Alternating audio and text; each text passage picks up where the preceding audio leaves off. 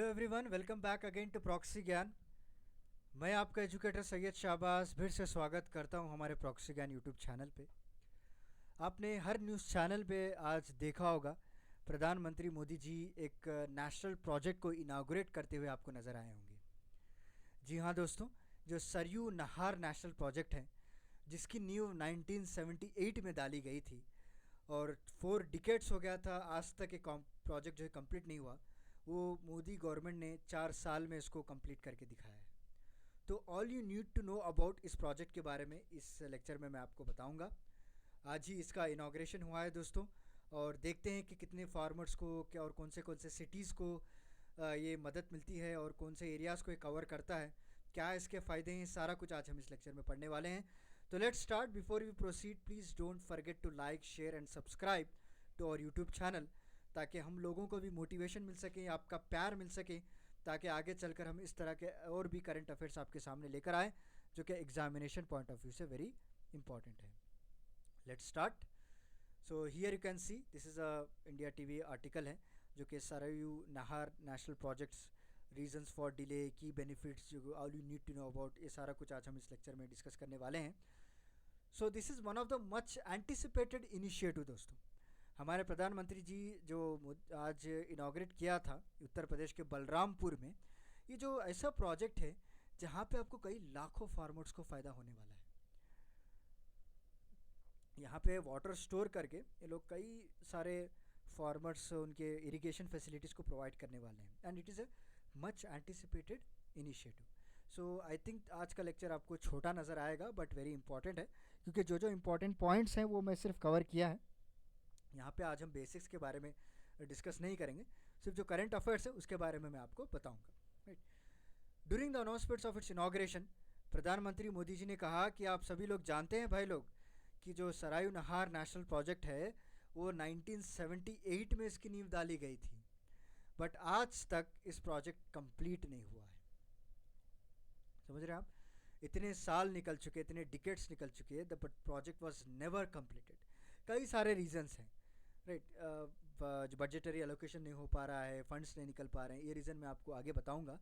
Right. हमारे प्रधानमंत्री Modi ji speech में कहा है, you would be shock to know, आपको जानकर हैरानी होगी कि 1978 में इसकी नींव डाली गई थी, उसके बाद कॉस्ट इंक्रीज़ हो चुके थे, प्रोजेक्ट कंप्लीट नहीं कर पाए और 4 साल में कंप्लीट इनकम्प्लीट रहा, बट इन्होंने 4 साल में, 40 साल यानी 4 डिकेट्स, 40 ईयर्स हो गया ना, इन्होंने सिर्फ 4 साल में कंप्लीट करके दिखाया है। So due to the lack of continuity of budgetary support, समझ रहे हैं, बजटरी सपोर्ट नहीं था, इंटर डिपार्टमेंटल कोऑर्डिनेशन नहीं था प्रॉपरली, इनके पास कोई फंड्स नहीं थे, तो इसके चलते हुए इस प्रोजेक्ट को कम्प्लीटली रोक दिया गया था दोस्तों। कि इतने डिकेट्स तक रोकने के बाद हमारे प्रधानमंत्री मोदी जी पिक्चर में आए और उन्होंने ठान लिया कि भाई इस प्रोजेक्ट को हम कंप्लीट करके रहेंगे, ताकि जितने भी फार्मर्स हैं उनको मदद हो सके।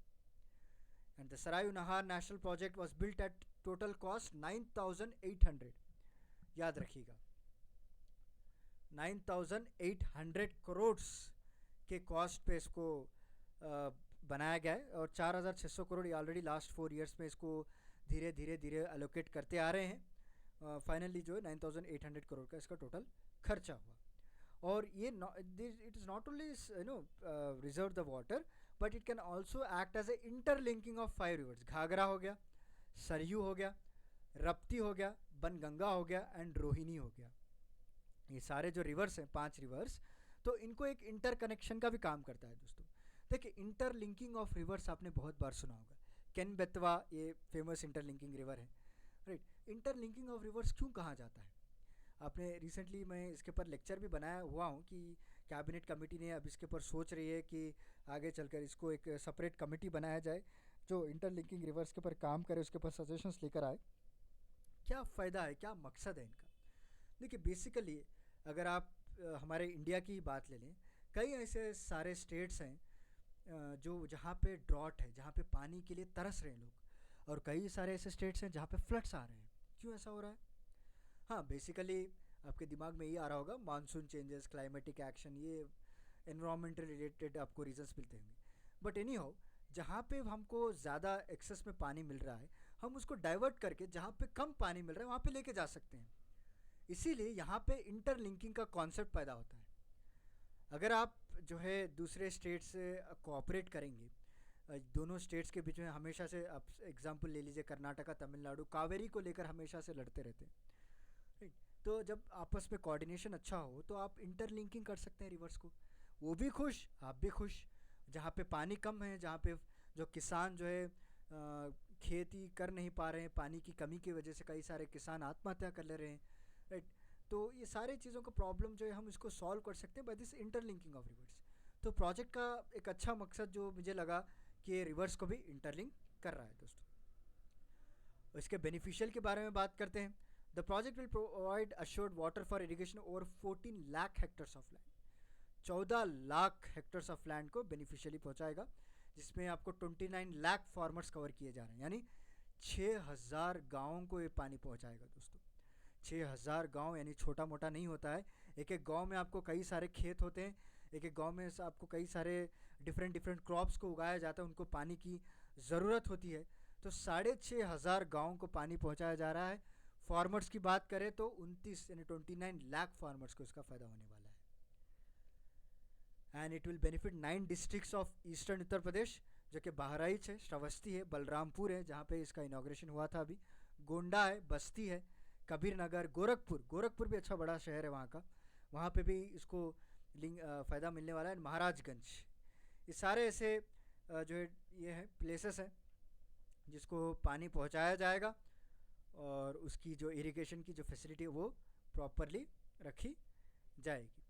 एंड द फार्मर्स, क्योंकि आप सभी लोग जानते हैं कि वहाँ पे किस तरह से बुरी हालत होती है जब पानी नहीं मिलता है खेतों को उगाने के लिए, वो अपनी जान तक भी बने आ जाते हैं, because they are the worst sufferer due to the delay in the project. और हमारे जो प्रधानमंत्री मोदी जी का कहना है कि will now benefit from the upgraded irrigation potential, और ये अपने ग्रो क्रॉप्स को लार्ज स्केल पे उसको उगा सकते हैं and they can maximise the agri potential of the region. So this is about today's lecture. जैसे मैंने आपको कहा है कि एक छोटा सा लेक्चर हो सकता है आज का, तो वेरी इंपॉर्टेंट पॉइंट्स जो हमने बताया आपको, कौन से रिवर्स को इंटरलिंक कर रहा है, कब इसकी नींव डाली गई थी, कहाँ पे इसका इनाग्रेशन हुआ है, कौन से लोगों को ये बेनिफिट पहुंचाएगा, कितने लोगों को, कितने विलेजेस को पहुंचाएगा, सारा कुछ हमने इस लेक्चर में देख लिया है। तो चलिए मिलता हूँ मैं आपको अगले लेक्चर के साथ कुछ इंटरेस्टिंग टॉपिक के साथ। तब तक के लिए धन्यवाद दोस्तों।